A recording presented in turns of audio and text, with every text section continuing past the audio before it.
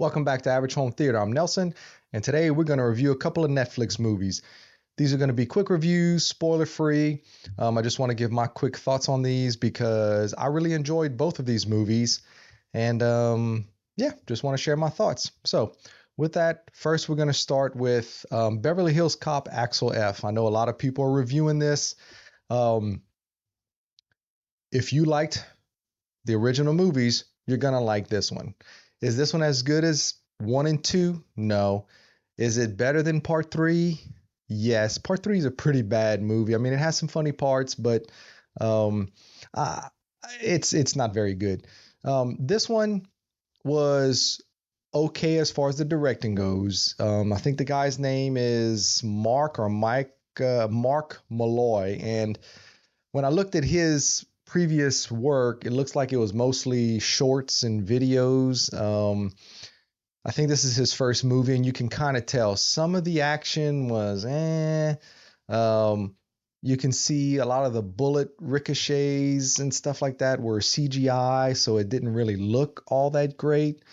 But the Axel himself, Eddie Murphy, was funny like usual. There was ridiculous action scenes. You get the Axel F theme song. You get some other songs from the first movie. It just felt like a Beverly Hills Cop movie. And I know they have people saying, what are you, nostalgia? It's a Beverly Hills Cop movie. And it felt like one. I mean, when they made Beverly Hills Cop 3, and that was almost 10 years after 2, did people scream nostalgia?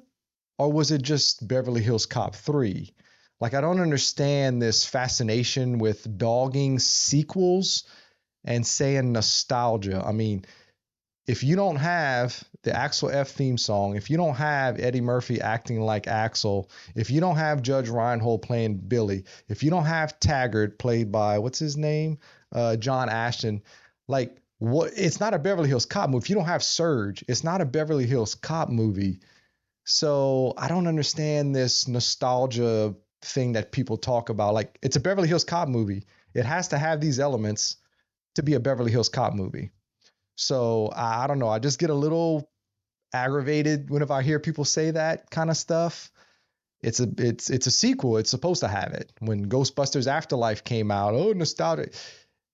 It was a Ghostbusters sequel. It was supposed to have ghost busting. It was supposed to have the original guys. It was supposed to have the Ecto-1. I don't know. I just don't get it. So, Axel F, it's on Netflix. It's fun. It doesn't cost you anything, and it's not a waste of time. The girl, his daughter, is probably the weakest point of the movie, but I've watched it twice. You kind of get over it. So, I don't know. I think it's a nice addition. Joseph Gordon-Levitt was great. Kevin Bacon was great. So yeah, give Axel Foley a watch. It's worth it. It's not a waste of time. Like I said, I've already watched it twice. It could be just kind of becoming the background noise rotation because it's a Beverly Hills Cop movie that was serviceable. And I love Eddie Murphy. So anyway, so next, Hitman. I really liked this. It's starring Glenn Powell. It's about a real person named Gary Johnson, who the original Gary Johnson was in Houston. And he was a university teacher, professor, whatever. And he worked for, I'm guessing, Houston PD, but some police agency.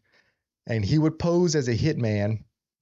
And they would, he would get people to hire him as a hitman, and they would make the arrest, type of thing. So this is a fictionalized version of his story. So the only thing that's really real is his name and the fact that he did it. And from what I understand, a couple of the incidents you see in the movie are pretty much based on what really happened. But for the most part, the movie's fiction. Okay. I was worried about Glenn Powell because he's getting really, really popular now, right? He seemed like a one-trick pony to me because of Top Gun Maverick. He played Hangman, which he was great. playing the kind of douchey pilot, right? And then you see the trailer for Twisters, and it seems like he's playing Hangman just in Twisters, right? So I was like, okay, is this kind of gonna be his? Is he gonna be typecast? You know, like, is this the only type of roles that I'm gonna see him in? Um, and I know he's been in other stuff, but he's just now getting really big. So I watched this more out of curiosity, um, thinking it was gonna be something else than what it was. I didn't know it was about a real guy and all that stuff that I just said. So there's like no action in this movie. It's a dramedy, you know, it's a comedy, but it has some pretty serious elements in it. And he was great. His acting was phenomenal. So he has proven his chops to me, you know, big old average home theater here, but he's proven his chops to me as a good actor. And like I told producer Nick, he kind of reminds me of Brad Pitt. You know, I used to think Brad Pitt was just a pretty boy. Um, that, you know, whatever. I never really watched anything with him when I was really young, until I saw Snatch. And then I watched Troy. So my opinion of Brad Pitt as an actor completely changed after that. It's kind of like that with Glenn Powell, you know, like I just said, I thought he was just going to be, oh, the good looking guy who he's an okay actor, but, you know, whatever. Well, this movie changed my mind. The guy is good, and he actually co-wrote this. So, is the movie boring? Some people might think it's boring. I found it very interesting. I enjoyed watching him um, go and become different hitmen.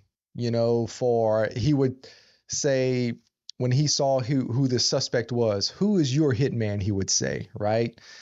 Is it going to be a Russian guy or something like that? So he would basically invent a hitman for the suspect he was trying to get. And he would hair, makeup, accents, the whole 9 yards. So I really enjoyed it. I think most people, if you give it a chance, would enjoy it. I thought it was more of an action movie, you know, just because I heard Hitman and he's playing a Hitman. I thought it was going to be kind of one of those action comedies where the guy is like in over his head, pretending to be something he's not, but that's not what it is.